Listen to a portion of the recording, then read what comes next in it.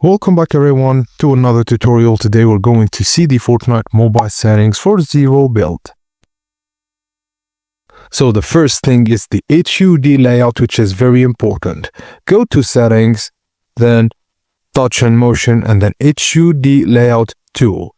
Fire buttons on both sides, build buttons large and easy to reach, edit button close to build buttons, and jump and crouch near the right thumb. Weapon slots near button center.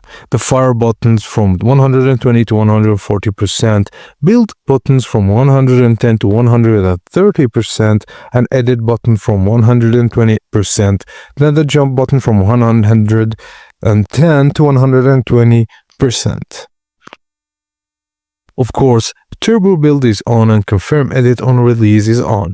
Auto open doors on and build immediately like Builder Pro style on.